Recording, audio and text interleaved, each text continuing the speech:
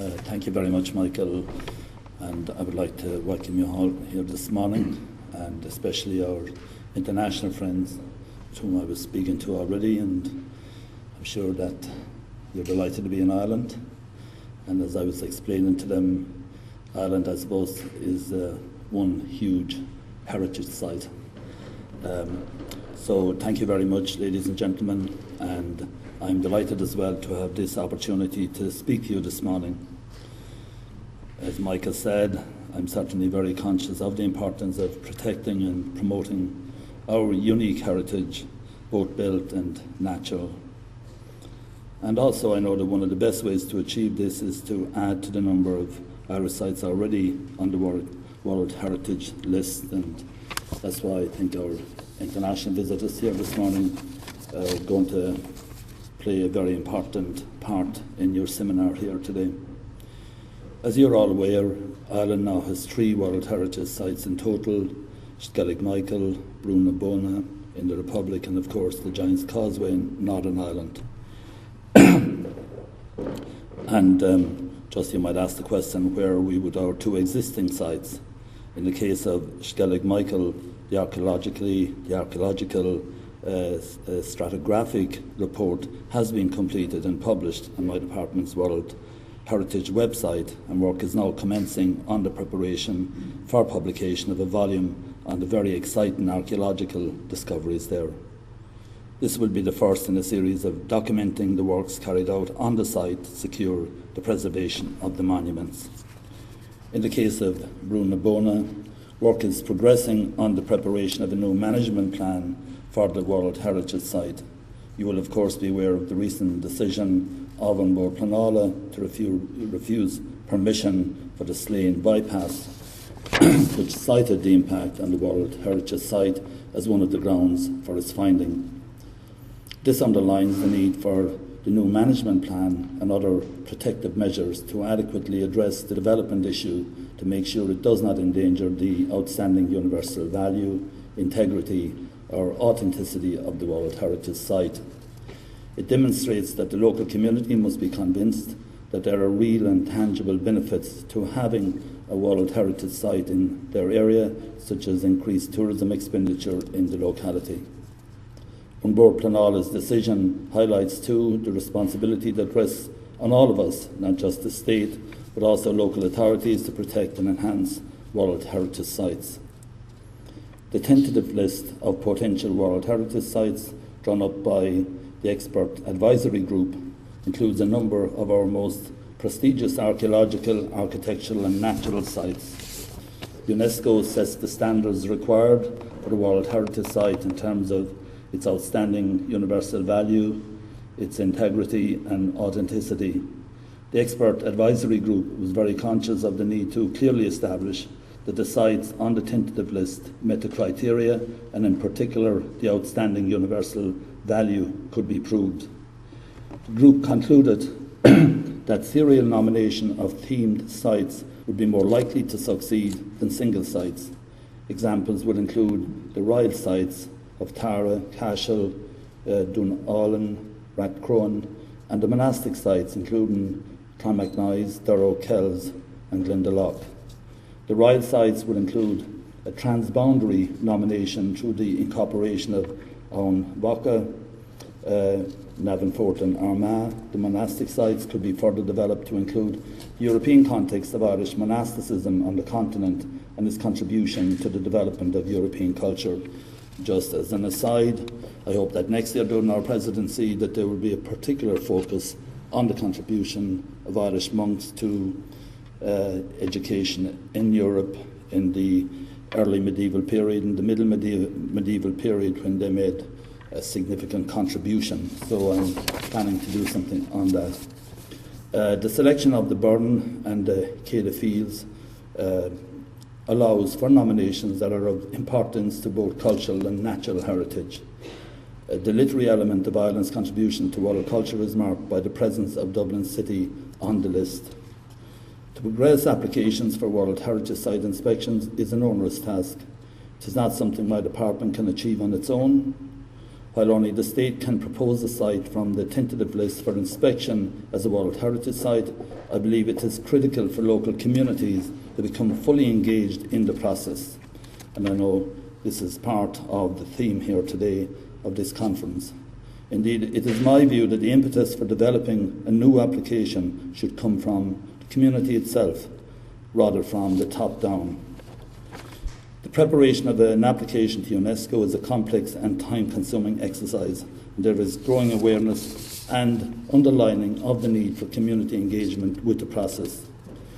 Indeed, an appreciation of the potential benefits to a community of having a World Heritage Site in their midst, along with an understanding of the obligations and measures that are necessary to protect the status, can best be gained through direct participation in the preparation of the application for inscription. I also believe that local authorities should play a more proactive role. They have the resources and the expertise to assist local communities to focus their engagement and to provide the necessary leadership where appropriate. This is in addition to their more formal pre-existing role, whereby local authorities ensure that county development plans and local area plans include policies and objectives to protect these sites. And I saw from people coming in here this morning that there are a large number of heritage officers here from all over the country. So I'm sure you would agree with me in what I'm saying there. A very positive development that will provide practical support for community participation in heritage initiatives, including World Heritage, is the fact that new sources of funding are now becoming available to community groups that are not accessible to state agencies. Important changes to the regulations governing leader-funded projects have just been agreed between my department and the Department of the Environment, Community and Local Government. But I say just to Michael, to agree totally with him that the funding for the built heritage was totally decimated.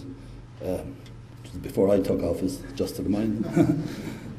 From 2008 to 2011, the funding was reduced from 26 million to 2 million.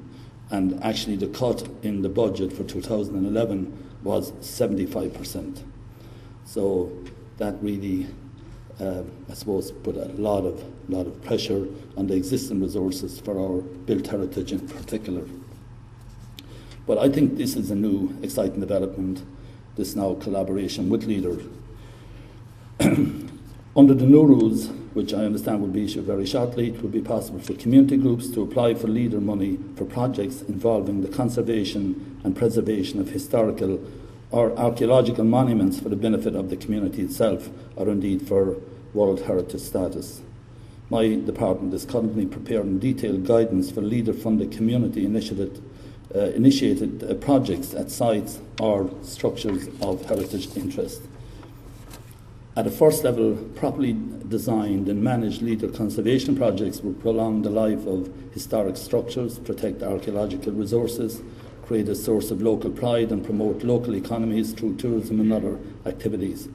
At the next level, Leader will provide the potential for communities to play a central role in the preparation and development of new and existing proposals for World Heritage inscription, working with local authorities where appropriate. The guidance is at a final stage of preparation, and my department is committed to encouraging and supporting all properly designed and managed heritage projects that comply with the eligibility parameters. I know that other speakers will be expanding on what I've just given you a flavour of, but I will finish and by saying that I want to reiterate again my own view of the importance of the role of local communities in protecting and promoting our heritage and in advancing nominations for inscription in the World Heritage List. And as Michael said, over the years personally I've been working on a number of heritage projects, preservation of old thatched houses, for example, restoration of the Stole Castle and Carrigafoyle Castle in Ballylongford, and also just the preservation of Ratu Burial Ground, which is adjacent to the Ratu Round Tower, which is now being preserved as well. So, and that was all with local groups. So I know it firsthand. Una Cosgrove actually is here, our heritage officer in County Kerry, who works very closely with local groups as well. But I know it firsthand the value of involving local groups in conservation and preservation is not before time. And in the past, actually, when people showed interest in doing something in graveyards and where there were structures involved, they were told to stay away from them, rather than educating the people how to deal with them, showing them how to carry out the proper procedures.